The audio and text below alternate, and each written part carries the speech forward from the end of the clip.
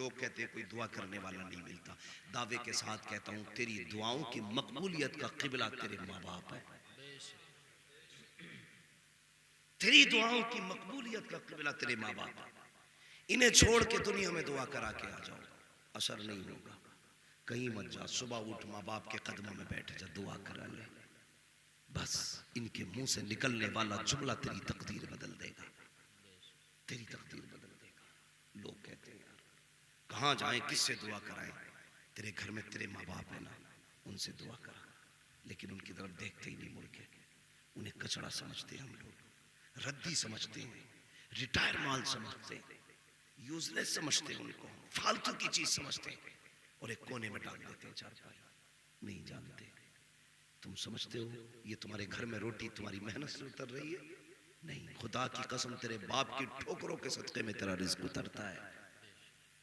जब बूढ़ा बाप लाठी लेके चलता है ना और नजर कमजोर होती है तो उसके एक एक कदम पे अल्लाह रहमत नाजिल करता है। सोचते क्या हो? दावे के साथ कहता हूँ कोई भी हो, जमींदार हो, प्रधान हो, पठान हो, जो भी हो, अपने लिए हो लेकिन बाप के लिए बेटे हो। मैं तो अक्सर कहता हूँ यार आप कुछ भी हो ना, मिनिस्टर हो, जो भी हो, बाहर हो, जब घर में आया करो ना तो सारे पग पगड़ियां उतार के रख दिया करो। माँ बाप के पास वैसे ही बचपन वाले पप्पू और गुड्डू बन के आया करो। फिर बैठो उनके पास, उनसे दुआएं लो। मैं दावे के साथ कहता हूँ लफ्ज़ बाप एक इतना बड़ा जुमला है यार, इतना बड़ा जुमला है कि जिसके वजन के आगे दुनिया दब जाएगी, इतना भारी है वजन लफ्ज़ बाप का, सोच भी नहीं सकते। जिसने औलाद को जवान करने के लिए धूपे सर पे उतार दी उसे बाप कहते हैं। जिसने बेटों की खुशियां पूरी करने के लिए अपने जिस्म का खून जला दिया उसे बाप कहते हैं। जो एक दरख्त की तरह औलाद के ऊपर तना रहा उसे बाप कहते हैं। जो एक चट्टान की तरह बाप औलाद के आगे लगा रहा ना उसे बाप कहते हैं। मैं दावे के साथ कहता हूं बिस्तर पे लेटा हुआ बाप तुम्हारे लिए 1000 ताकतवर यारों से ज्यादा मजबूत है, गारंटी है। लोग अपने दोस्तों के लिए माँ बाप छोड़ देते, खबरदार कभी ऐसा न करना। मैं अभी एक साहब मुझे बता रहे थे, अजीब मामला है, सुनना मेरी बात, और बड़े गहरे रिश्ते होते प्रमुख साहब, बहुत गहरे रिश्ते होते। एक बंदा कहता है कि मैं करोड़पति था, आज भी करोड़पति नहीं, मेरे 100 से ज्यादा दोस्त हैं। मैं एक दोस्त से मिलने के लिए 250 किलोमीटर अपनी कार चला के लेके जाता था। कहता लेकिन क्या बताऊं, इत्तेफाक से एक दिन मेरा एक्सीडेंट हुआ, मेरी रीढ़ की हड्डी टूट गई। हॉस्पिटल में जब रीढ़ की हड्डी टूटी ना तो उसके हाथों ने भी काम करना छोड़ दिया। कहता 3 महीने हो गए, 3 यारों के अलावा कोई मिलने नहीं आया। 100 दोस्त होंगे मेरे जिनके लिए मैं 250 किलोमीटर गाड़ी चलाता था, एक तरफ से वन साइड, लेकिन कोई मेरी हॉस्पिटल में खैरियत पूछने नहीं आया। कहता हद हो गई, जब मेरे हाथों ने काम छोड़ा ना मेरी बीवी भी तलाक लेके चली गई। उसने कहा जब तेरे हाथ पैर काम के नहीं तो मेरा किस काम का? उसने कहा बीवी भी छोड़ गई। कहता जब अगले दिन मेरी आंख खुली ना कोई मेरा अपना नहीं था। मैंने अपने बिस्तर पे पायती में मैंने अपनी माँ को बैठे देखा। कह रहा है कि 4 महीने से मेरी माँ मुझे अपने हाथ से खिलाती है। मैं कसम खा के कहता हूं यार, अल्लाह की इज्जत की कसम, तुम्हें माँ बाप से ज्यादा सच्चा प्यार करने वाला कोई नहीं मिलेगा, नहीं मिल सकता माँ बाप से ज्यादा सच्चा प्यार करने वाला। रोगे जिस दिन ये चले गए, ये प्रमुख है ना, इनके बड़े भाई देखो, ये सब अल्लाह ने औलादे दी हुई, सब चीजें इनके पास, लेकिन दावे के साथ कहता हूं ईद होगी ना ये बिल्डिंगें खुशी नहीं देंगी जो खुशी बाप के चेहरे से मिला करती। गारंटी है मेरी। कदर करना इनकी, और खास करके अपने घर के बड़े बूढ़ों की इज्जत करना। बड़े बूढ़े ये सबसे बड़ा अलविया है। हमारे घर की औरतें ना अपने बच्चे बड़े बूढ़ों की गोद से छीन लेती हैं, ये कह के बूढ़ा इसके कीटाणु बच्चों को बीमार कर देंगे। दादा का झूठा नहीं खा सकता पोता, उसके झूठे बर्तन में खाना नहीं दिया जाता। क्यों? वो कुत्ता हो गया अब? नहीं नहीं नहीं, बूढ़ा है, इसके थूक से नफरत, इसकी प्लेट से घिन आती है। वो शर्म कर, शर्म कर, तू नहीं जानता इसके थूक में अल्लाह ने बरकत रखी है। आज न घिने ना, कितना दिल दुखता होगा बाप का जब उसकी गोद से बहुएं उनके अपने बेटों को छीन के ले जाती है। मैं कई घरों की कहानी जानता हूं जिसमें बड़ों के पास बड़े तो वक्त देते ही नहीं। मान लीजिए दादा बिस्तर पे, बेटा कमाने गया है, बहुएं उन्हें फुर्सत नहीं है दादा से खैरियत पूछ ले। जवान जो लोग हो गए उन्हें भी बड़ों को वक्त नहीं है देने का, लेकिन जो बच्चे ना बड़े बूढ़े उनसे दिल लगाते हैं। आपने भी देखा होगा, आपसे ज्यादा आपके बच्चों से प्यार करते होंगे आपके बाप, क्योंकि मैं जानता हूं मुझसे ज्यादा मेरे बच्चों से प्यार करते हैं मेरे बाप। मेरे बच्चों का वक्त अपने दादा के पास गुजरता है ज्यादातर, और यही होता भी है। मगर जब बहुएं दादा की गोद से पोते को छीन के लाती है ना, तो पोता नहीं आता है, दादा का दिल निकल के आता है।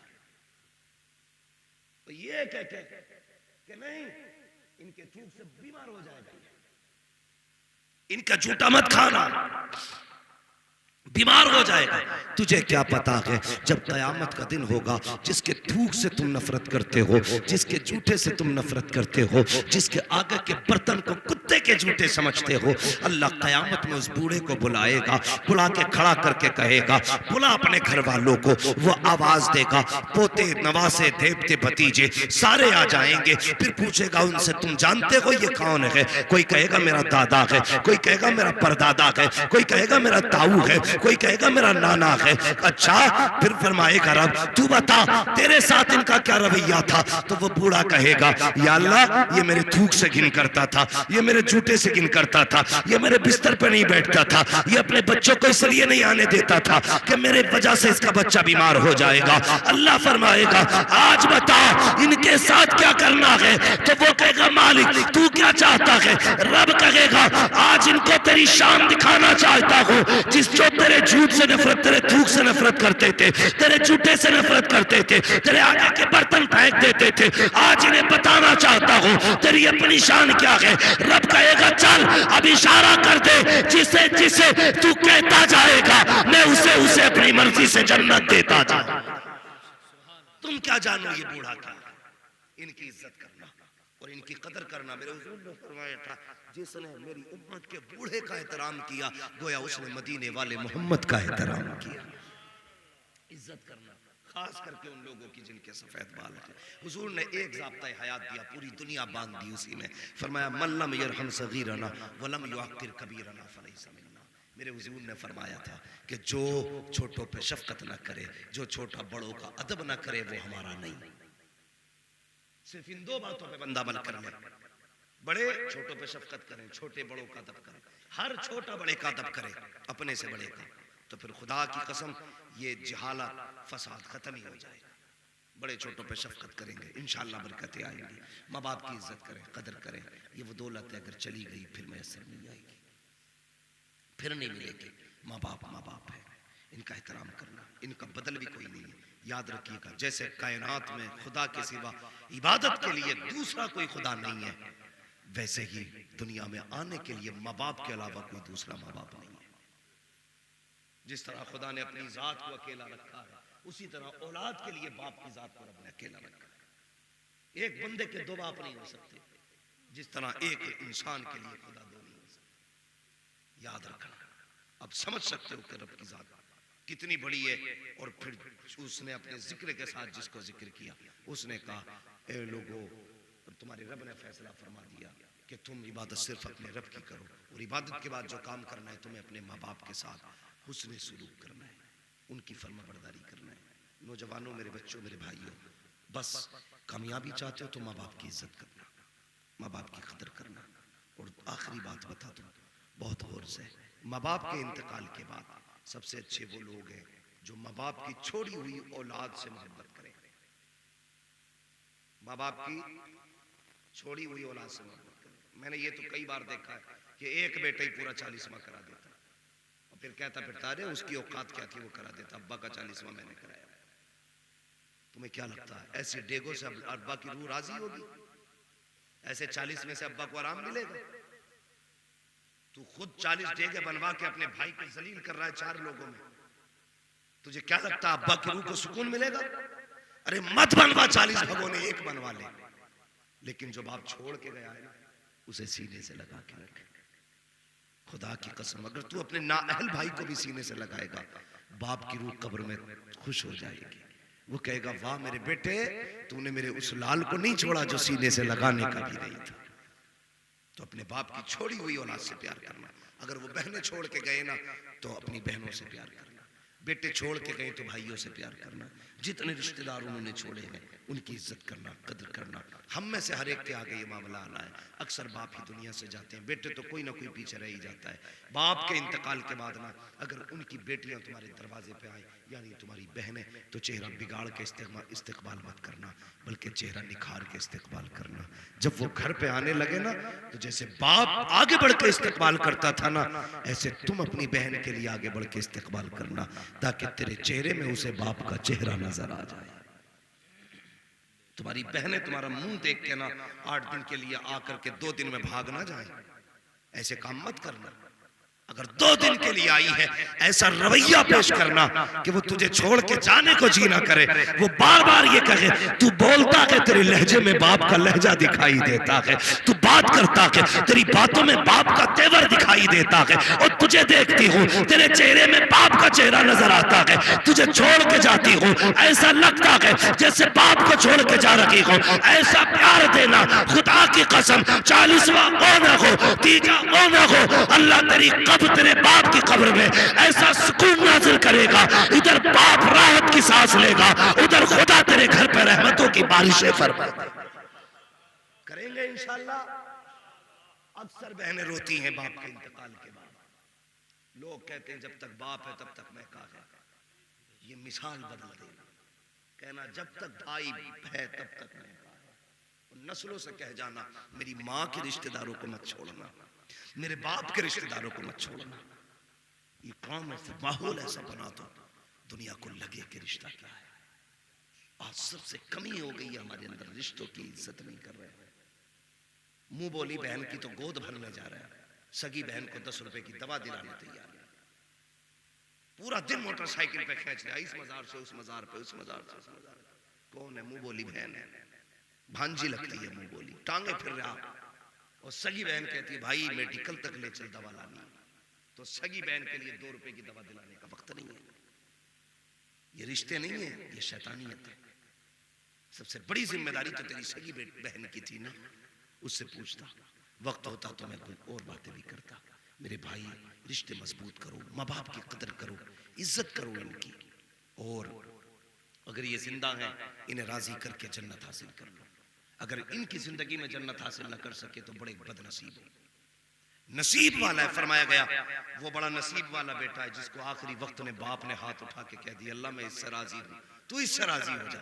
हुजूर फरमाते हैं क़यामत के दिन सारे लोग जन्नत को तलाश करेंगे, मैं उस बंदे को तलाश करूंगा कि जिसने आखिरी वक्त में अपने माँ बाप से दुआएं ली। सारे लोग मुझे ढूंढेंगे, लेकिन मैं उसे ढूंढूंगा जिसको माँ बाप ने आखिरी वक्त में दुआ दी है। मैं उसका बाजू पकड़ूंगा, खुदा की बारगाह में लाऊंगा, कहूंगा मालिक ये वो है जिसे बाप दुआ दे के गया है, अल्लाह इसे बख्श दे, इसका मैं शफी बन के आया हूं। फिर कहते हैं रब से शफात करके उसकी शफात कराऊंगा, और फिर उसको हौज़े कौसर पिलाऊंगा, अपने हाथों से जाम पिलाऊंगा। कहते हैं फिर उसका हाथ पकड़ के उसे जन्नत में छोड़ के आऊंगा। अगर चाहते हो वो खुशनसीब तुम हो तो फिर आखिरी वक्त में अपने माँ बाप से दुआएं लेना, और ये नहीं आखिरी वक्त में पूरी जिंदगी लाते फेरो, गालियां दो, और आखिरी वक्त में अब्बा दुआ दे दे। अल्लाह सब जानता है, अल्लाह सब जानता है कौन रिश्वत में दुआ ले रहा है, उसे पता है, कौन दिल से खिदमत कर रहा है उसे पता है। याद रखना ये बड़ी नेमत है। बूढ़ा है, खांसता है, बच्चों को नागवार गुजरता है, मगर खुदा की कसम कल जब ये चला जाएगा ना सफेद कफन पहन के, तो तुम झांकोगे इसकी चारपाई नहीं होगी, होगी भी ना तो चारपाई खाली होगी, उस पर लेटने वाला नहीं होगा, उसकी लाठी तो कोने से लगी होगी, उसे पकड़ के चलने वाला नहीं होगा। तब तुम्हें लगेगा तुमने क्या खोया है। इसलिए रिश्तों की कदर करो, इज्जत कर लो माँ बाप की। ये अगर दुआएं दे देंगे, खुदा की कसम दुनिया भी कामयाब आखिरत भी कामयाब। और अगर इनसे बद्दुआएं ले ली तो जा, चैलेंज है मेरा, जितना चाहे पैसा कमा ले, उस वक्त तक नहीं मरेगा जब तक जलील नहीं हो जाएगा। हाँ, उस वक्त तक नहीं मरेगा जब तक जलील नहीं हो जाएगा। फरमाया हर गुनाह की सजा क़यामत में है, लेकिन माँ बाप की नाफरमानी की सजा दुनिया के अंदर दी जानी है। इनसे फर्माबरदारी करना, अल्लाह इज्जतें भी देगा, अल्लाह दौलत भी देगा। करेंगे इंशाअल्लाह इज्जत माँ बाप की, बोलो इंशाअल्लाह। अभी गर्मी चल रही है, लो मैं पहचान बता दूं, अगर किसी का अब्बा नीम के पेड़ के नीचे दोपहर में बैठा मिल जाए या मस्जिद में पंखा चला के सोता मिल जाए, समझ लेना इसकी औलाद इसको अपनी नजरों से अच्छा नहीं समझ रही है। पहचान बता हक है, मुझे बताओ ना, अगर किसी को शक हो तो खड़ा हो, मैं बात करने तैयार हूं। अगर बाप नीम का पेड़ तलाश करे दोपहरी में, या किसी के एक मकान के साए में स्लिप पे बैठा हो, या मस्जिद में पंखे चला के लेटा हो, समझ लेना इसकी बहुओं ने इसे घर से निकाला। वरना कोई इतना बेवकूफ नहीं है जिसने 40 साल जिस छत को बनाने में निकाल दिए हो, वो उस छत में आखिरी वक्त में न लेटे। जिस मकान को बनाने के लिए बाप ने 60 साल गवा दिए, आज उससे उसी छत का हक न लेना। उससे मत कहना तू बाहर चल, तेरा क्या काम है। उसके लिए कमरा तैयार करके दो, भले खुद गर्मी में रह लो। जिस बाप ने पूरी जिंदगी धूप में ईंटें ढोई है ना, आज अल्लाह ने तुम्हें ताकतवर और पैसे वाला बनाया ना, उसके लिए एसी लगा दो कि अब्बा तूने बड़े दुख उठाए हैं, अब हमारे राज में कुछ सुख उठा। उसकी खिदमत करो, गर्मी में अपने बाप को घर में रख, हाथ का पंखा लेके खड़ा हो, उसकी हवा कर, उसे ठंडा पानी पिला। लोग कहते हैं बुढ़ापे ने मार दिया, नहीं, बुढ़ापे नहीं मारते, बल्कि बूढ़ों को जवानों की जवानी मार देते। अगर ये जवान अपने बाप को सीने से लगाए, किसी बाप को हार्ट अटैक नहीं होगा। हमने बाप को सीने से लगाना बंद कर लिया, इसलिए बापों को हार्ट अटैक हो रहा है। उन्हें सीने से लगाया, उन्हें दिल से लगाया कर। कभी लगा ना सीने से, कभी लगा के क्या आज मेरा कलेजा ठंडा हो गया। कभी तौफीक नहीं। हम तो अब्बा को अब्बा नहीं कहते, निकाह होने की देर है, प्रधान कहां गए? अपने अब्बा को कह रहे प्रधान कहां गए? भाई जी हैं क्या घर में? निकाह होते ही लहजे बदल गए, अब अब्बा ही नहीं रहा, प्रधान हो गया। जो गैर बोलते थे वो ये बोल रहे। तुम नहीं जानते, अपनों के कुछ जुमले बड़े प्यारे हैं। पूरी दुनिया अल्लामा फहामा हमें कहती है, क्या क्या नाम दिए जाते हैं, लेकिन खुदा की कसम खा के कहता हूं, किसी इश्तिहार, किसी नारे, किसी लक़ब से इतनी रूह ठंडी नहीं होती जितने माँ बाप के बेटा कहने पर ठंडी होती। या वो नाम लेके आवाज देते तो लगता भी कोई है हमारा। तो इनसे अपने अपनायत के जो अल्फाज है वो मत छीनो। वो प्रमुख, ठेकेदार, जमींदार कहने वाले तो बहुत मिलेंगे, बेटा कहने वाला कोई नहीं मिलेगा। इसके लहजे में जो मिठास है ना, वो मैसर नहीं होगी, नहीं मिलेगी किसी के लहजे में। अलग ही अंदाज होगा। बाप जब गुड्डू पप्पू कह के आवाज देता है ना, तो खुदा की कसम फिर से बचपन लौट आता है, फिर से बचपन लौट आता है। इसलिए मेरे भाई कोशिश करो कि माँ बाप को माँ बाप ही कहा करो। क्या कहोगे अब्बा को?